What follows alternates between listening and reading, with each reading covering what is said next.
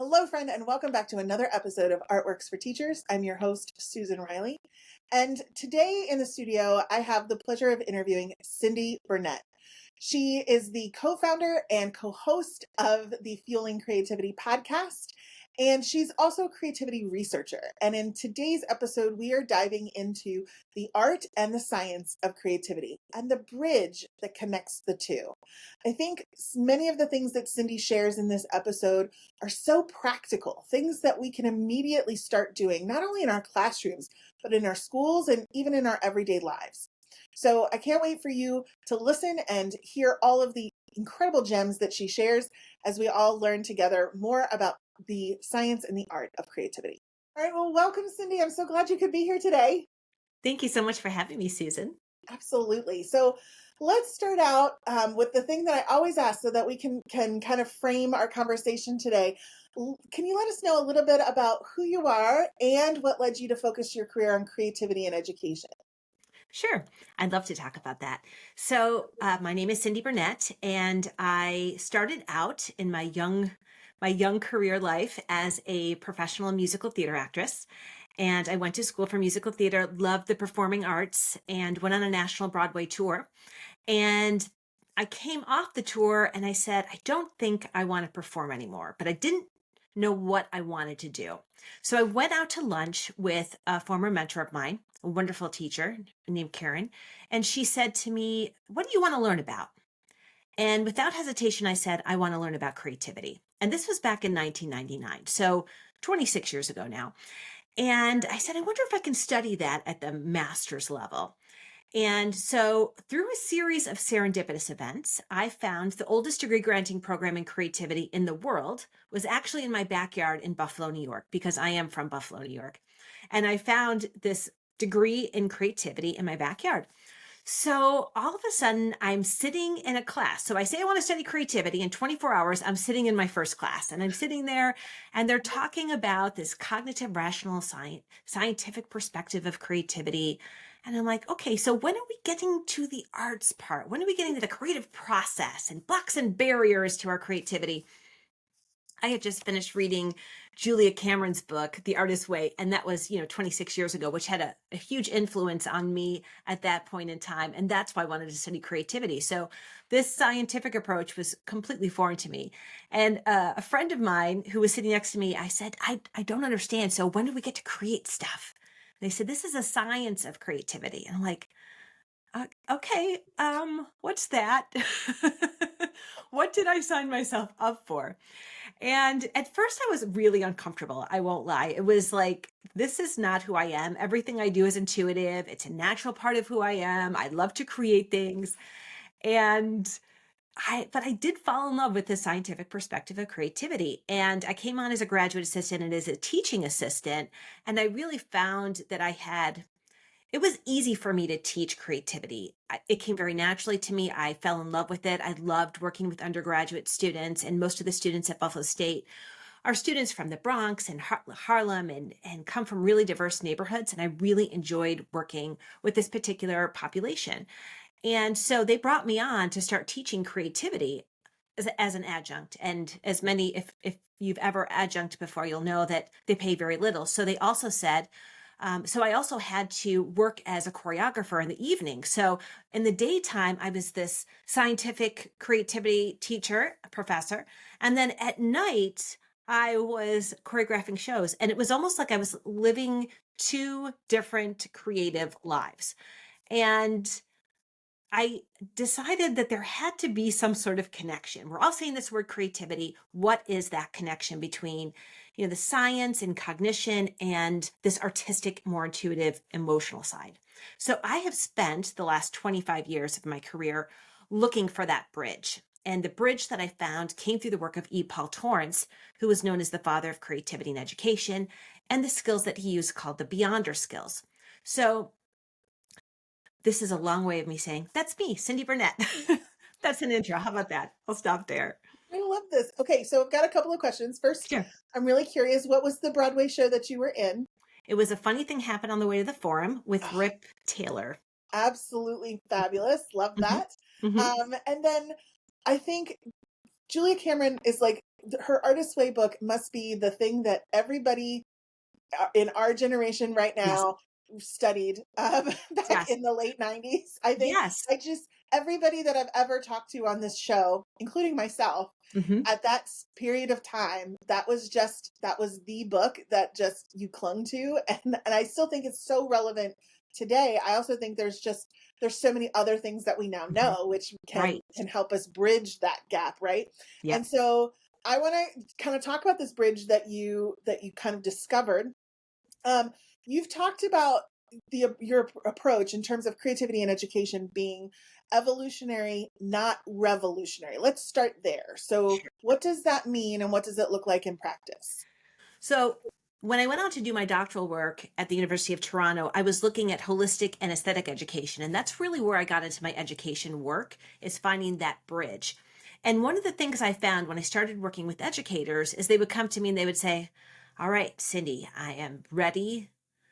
I'm going to take everything out that I'm already doing. I'm ready to do whatever you tell me to do. And I'm like, no, you don't need to do that. You don't need to overhaul everything you're already doing. In fact, you're probably already doing so much in your classroom that you don't even realize is creative. And so that was the evolutionary approach. And I wrote about that because I was doing a lot of work on this evolutionary approach to creativity, that we need an evolution because we haven't caught up to 2025 when we look inside the classrooms. Now, I will say, Susan, this has changed most recently. We've been having a lot of conversations on my podcast that I co-host with Matthew Warwood, the Feeling Creativity and Education podcast. We've been having a lot of conversations about, do we really need a revolution now? Because now with the onset of AI and everything that's happening in the world, maybe it really is time for a revolution, because I just don't know if evolution is enough. Now, I go back and forth on this, but that's what I mean by revolutionary versus evolutionary. Yeah, Small changes making a big impact. yeah, and I still think I think as a base layer, Mhm. probably like that's where we are, right? And I always encourage people start small, Yes. especially with things like arts integration or STEAM as their methodology. Yeah. You know, start small, little small changes, strategies, things that you can implement, slowly. Um, but I also think perhaps maybe with the revolutionary aspect is the intention with which you are embedding your creativity. Hmm. And so I would love to know, like, in terms of your background, which is fascinating with all of these elements of theater and education and creativity research and all of these components, um, how do those pieces come together then in your work and how you specifically approach creativity with teachers? So I mentioned that those 20 skills, the Beyonder skills, and I've Yeah. been working with this creativity skill set for, let's see, 15 years now, and it has developed. So it has changed over time. I've added skills based on the current literature and research. So mindfulness, curiosity, embracing ambiguity, risk taking, those skills have been added to the skill set. And what I do is something called weaving creativity. So one of the first books I wrote was weaving creativity into every strand of your curriculum. And I started going out to conferences and schools and working with teachers on, okay, let's take one creativity skill. And that skill might be embracing ambiguity. So how do we get students to embrace ambiguity? How can you build that into a lesson on the microscope? So we're going to teach students about microscope. How can we build in embracing ambiguity? So now let's take a look at, we're going to still do that same lesson on the telescope. And this time, telescope, microscope, I think I said microscope. We're going to look at this Yep. microscope. And this time we're going to practice producing and considering many alternatives. So what would it look like if we taught it through the lens of that creativity skill? So using these 20 creativity skills, we can start to look at how we might teach our lessons by infusing these creative thinking skills into it. So that's Mm. what I've been working with teachers on. And the first book, the Weaving book, actually came out from working with hundreds of educators and teaching them how to integrate these skills in and what they might look like in different subjects, from physical education to science to mathematics in high school to working with little ones. And that's what that book is all about, Mm. is bringing these creative thinking skills in. It reminds me of like when you go to the eye doctor and they put the different lenses in front of you and they say, which is better, A or B, and Yes. how you see things in different ways, and Yes. different ideas. And I think that's such an easy, simple way, deceptively simple, right? But a Yes. simple way that you can start this process of bringing creativity in no matter what you teach. Yes. And so I love that. I think that is something when you talk about evolutionary, um, bringing that into your teaching, I think that's such a wonderful model right there. As I was researching for this episode, I found your 5-star model. Yeah. How does that work, and how does that relate to what you just shared? So that's really interesting. That came after the weaving section of I'll call that the weaving section of my life, where I spent about, 10 years working on that project. And then I started, when I was approached by schools, they would say, we want to bring you in for a year-long professional development, and we really want to bring creativity into the whole school system. So what does that look like? And that was a much bigger question. That was more than just, how do I bring creativity into my lesson on this particular book? It was, how do I bring creativity into the whole school system? So that STAR model came from a case study I did with a school where it's like, okay, day one, what's the most important thing I need to cover on day one? What is creativity? What does it look like in your classroom? And why is it important? Because if you don't get that buy-in, Mm, it's not going to happen. yep. If teachers just think this is another thing that I have to do, they're not going to join in with you. They're not going to listen to you. The second part is modeling creativity as an educator. So how do you model creative behaviors like openness and curiosity and risk taking? And as students start out this or teachers start out this new school year, really to model that to their students, that this is an open space. And that leads us to point 3, which is all around supporting an environment for creativity. So giving space for new ideas and teaching students about keeping open. And one of the things that we talk a lot about on our podcast is not question shaming. So sometimes you have that student, we've all had that student. Let's call that student Judy. Judy just raises her hand and has questions for everything.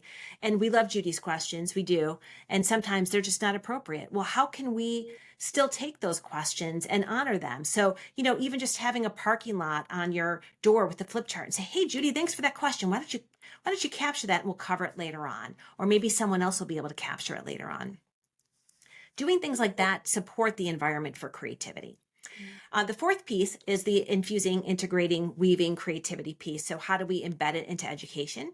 And the fifth piece is around deliberately bringing in creativity programs into the school, like STEAM programs and design thinking programs, creative problem solving programs, so that students can have that experience with a deliberate creative process. Mm. I like this. This is like the zoom out from the zoom in that we started in. Yes, yes. So when we zoom out and we have these 5 areas that of focus for creativity at a larger level, maybe a district or a school level, how long does that typically take? What does that look like in terms of rolling it out for a school or a district? And then, um, in addition to that, what are some maybe roadblocks that you run into? I think in terms of rolling it out, it's probably a year long to do all of it because it takes deliberate time and practice to go through each one. I'm working with a school district in the fall, and each month we're working on one specific point of the STAR, and they will practice it and they will use it, and we will have discussions around it and things like that.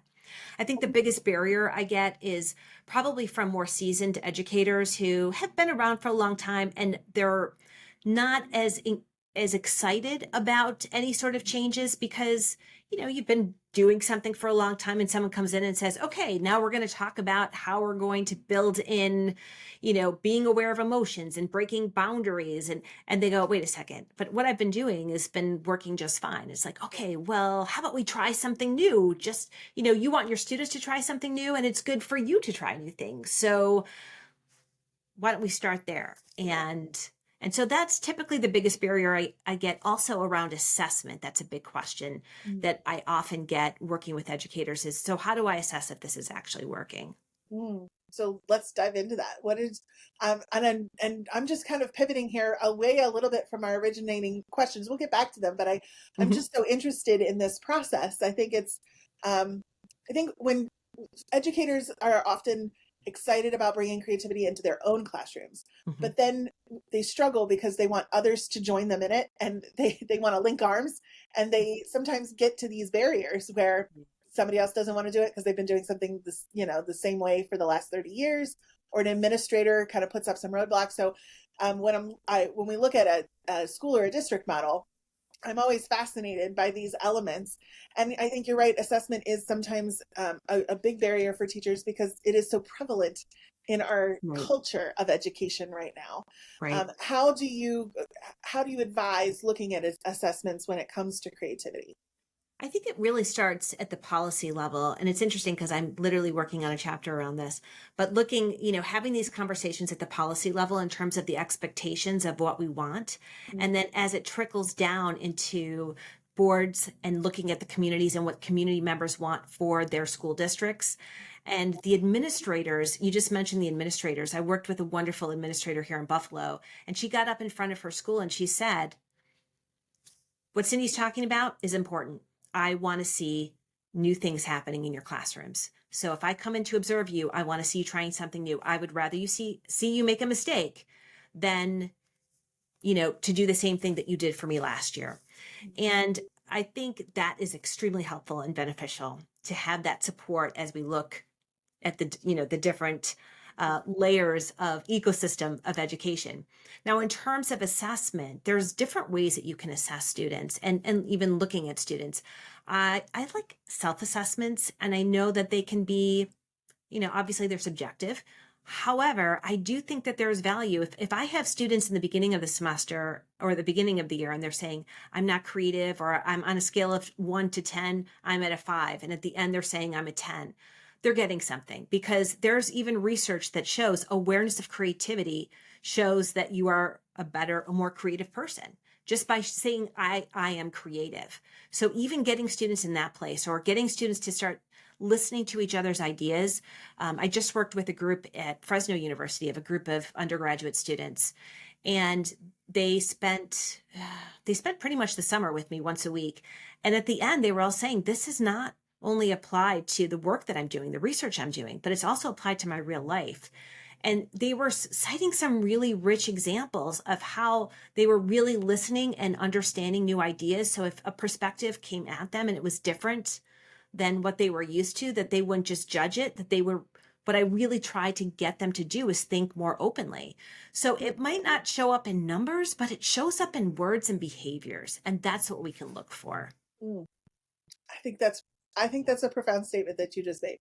The idea that it doesn't show up in numbers, but it can show up in other ways and behaviors Yeah. and actions that students take. I often think about various students in schools that I've worked with, and why some students in schools seem to have the approach of open dialogue and creative thinking and critical thinking down a little bit more than maybe some other schools that I've been in. And I think this is really where it's at, is the normalization of taking risks, Yep. being willing to open up for that creative experience, right?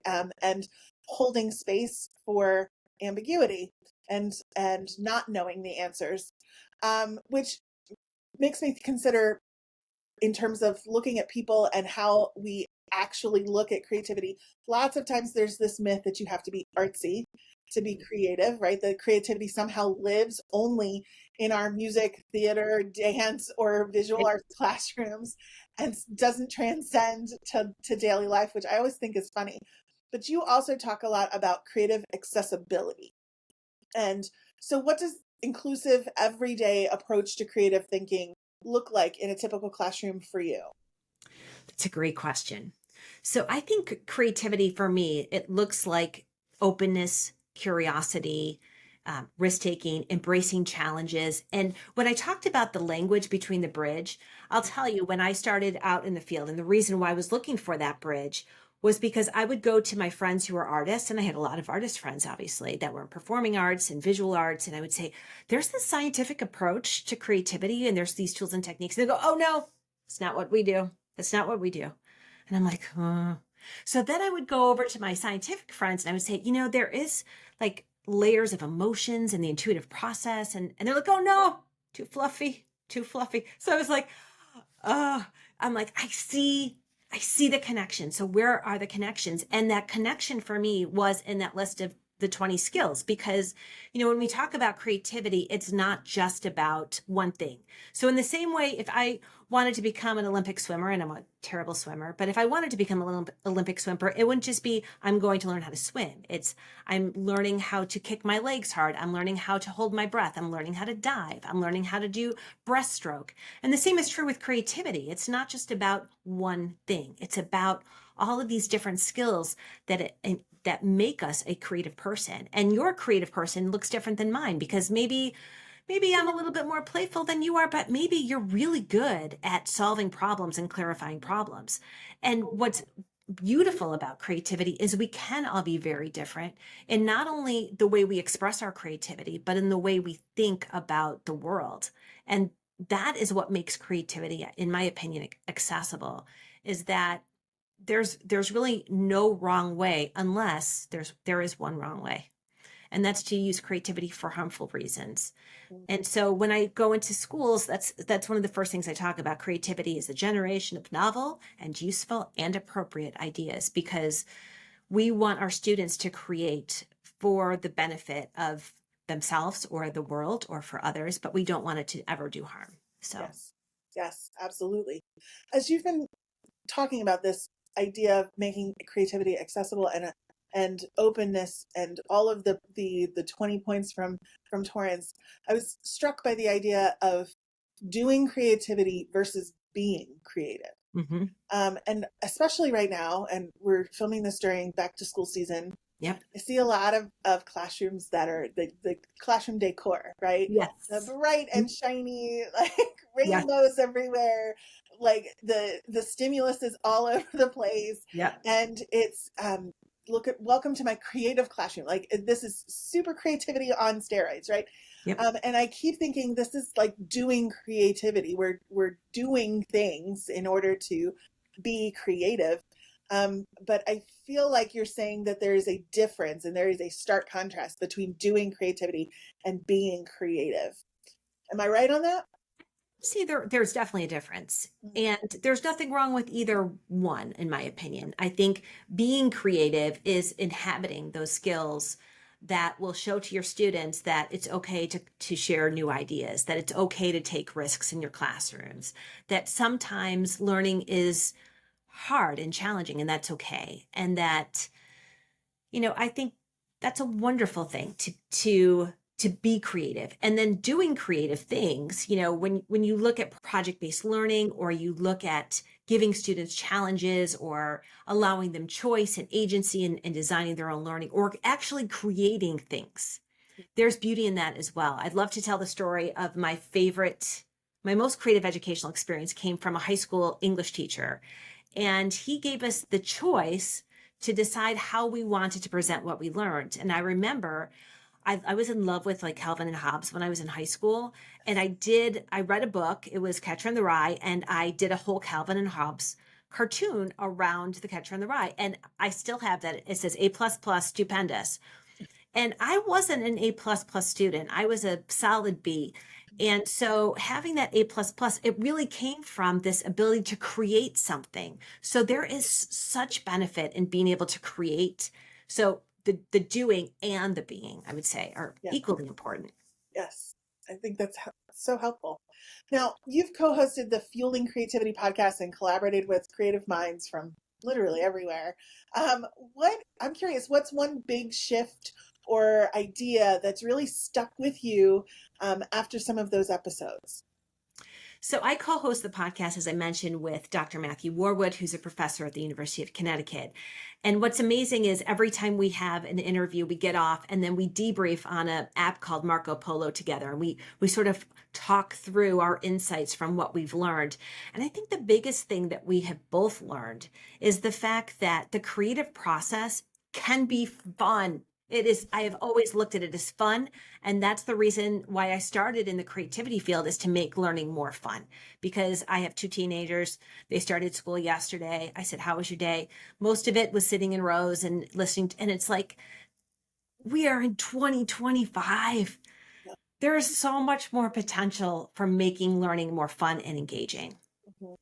And I think creativity has the potential to really build the resilience that our kids need. I think more now than ever before, probably even more than in our generation.